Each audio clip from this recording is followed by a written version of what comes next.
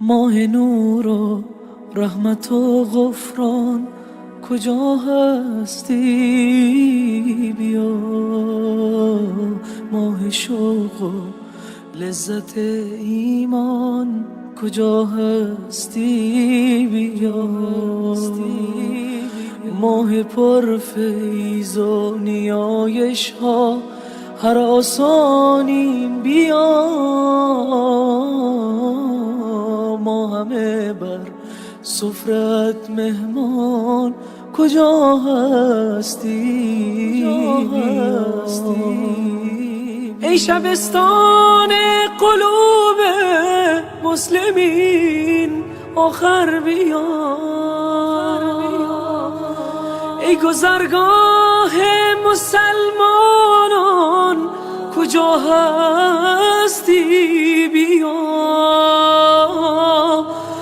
ما هوای تازه میخواهیم و دلتنگ توییم ای بهار تازه قرآن کجا هستی؟ بیا از گناه و معصیت ها خسته و درمانده ایم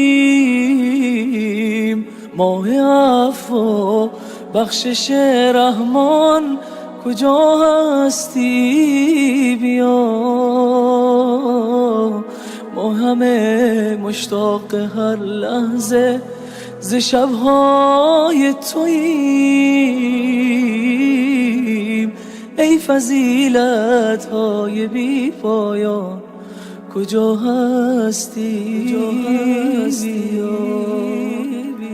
در فراقت همچو مرغی ناله ها سر دادیم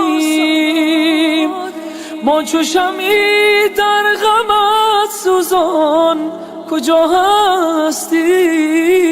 بیا ای مه نیکان بیا و دست شیطان را ببند ماه عتق از آتش نیران کجا هستی؟ بیا ماه عتق از آتش نیران کجا هستی؟ بیا مسلمین در خواب غفلت ماه بیداری بیا ای مه بیداری وجدان کجا هستی؟ بیا ماه روزه ماه تمرین عبودیت بیا ماه صبر و ترک هر عصیان کجا هستی؟ بیا ماه صبر و ترک هر عصیان کجا هستی؟ بیا ای شب قدرت شب تجدید پیمان است و